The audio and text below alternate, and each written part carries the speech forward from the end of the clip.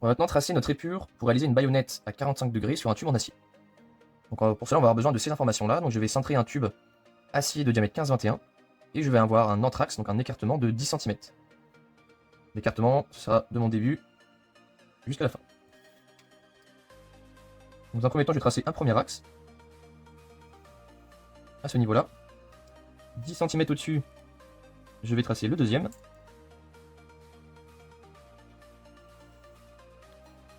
Et je vais ensuite me tracer un carré de 10 cm de côté.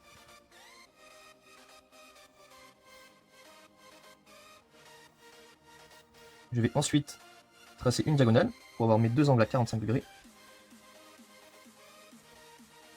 Et je vais ensuite mesurer cette diagonale.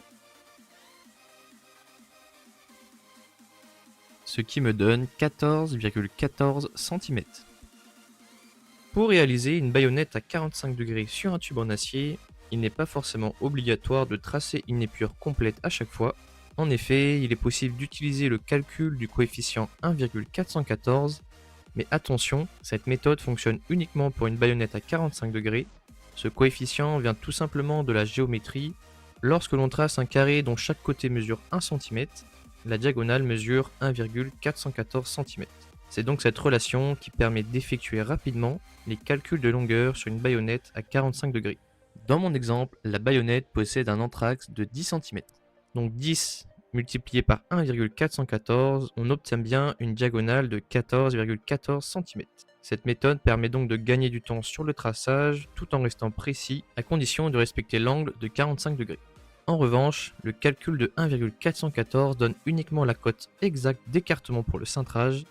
Il faudra quand même tracer un angle à 45 degrés afin de le reporter sur la fosse équerre et pouvoir cintrer correctement le tube avec la cintreuse acier. Pour conclure, pour réaliser une baïonnette à 45 degrés, il suffit de connaître l'anthrax et de le multiplier par 1,414 pour obtenir la cote d'écartement.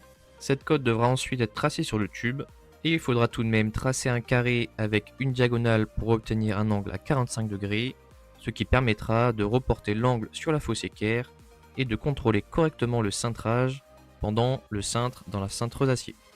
Pour l'outillage, il faudra l'épure, un tube acier du bon diamètre, 1 mètre, un réglé, un feutre fin, une fosse équerre, une équerre et une cintreuse hydraulique acier.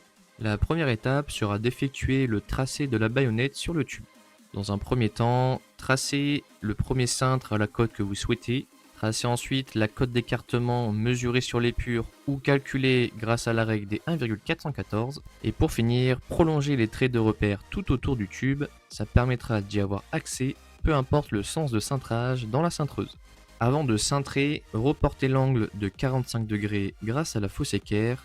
Ça permettra de contrôler les deux cintres dans la cintreuse. Avant de cintrer, contrôlez que les diabolos soient sur les bons diamètres, que le galet soit du bon diamètre et que la vis de purge soit ouverte.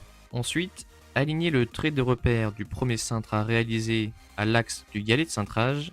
Cintrez jusqu'à ce que le tube soit en tension entre le galet et les diabolos. Se munir ensuite de la fosse équerre, la placer à l'axe du galet de cintrage et cintrer jusqu'à ce que le tube s'aligne à celle-ci.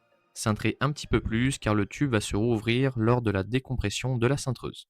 Après cintrage, contrôlez que l'angle soit correct grâce à la fosse équerre ou présentez le tube directement sur l'épure, dégauchir si besoin pour obtenir le bon angle. Place maintenant au deuxième cintre, retournez le tube dans la cintreuse, alignez le trait de repère à l'axe du galet de cintrage. Si besoin, vous pouvez descendre d'un diamètre avec les diabolos et cintrer jusqu'à ce que le tube soit en tension entre les diabolos et le galet. Vérifiez l'alignement du tube avec la cintreuse en mesurant grâce à un réglé de la flasque inférieure à l'axe du tube, mesuré à différents endroits et les cotes doivent être égales. Il faut maintenant finir de cintrer la baïonnette. Pour cela, placez la fosse équerre à l'axe du galet et cintrer jusqu'à ce que le tube s'aligne à celle-ci, ou sinon cintrer jusqu'à ce que les deux parties droites s'alignent bien. Voilà la fin de cintrage pour une baïonnette à 45 degrés sur tube acier.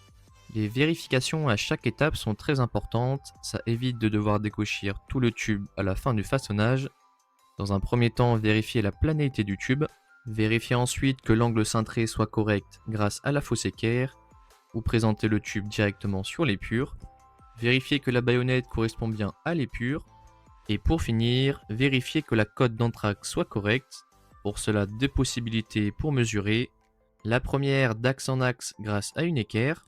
Et la deuxième de la fibre extérieure à la fibre extérieure, ce qui reviendra à mesurer d'axe en axe. Mesurer sur différents endroits du tube. Et ici, je suis bien à 10 cm comme voulu. Voilà comment réaliser une baïonnette à 45 degrés sur tube acier dans les règles de l'art. Dans la prochaine vidéo, on verra ensemble comment réaliser une baïonnette avec un angle quelconque. Merci d'avoir suivi la vidéo, tu peux t'abonner et laisser un like.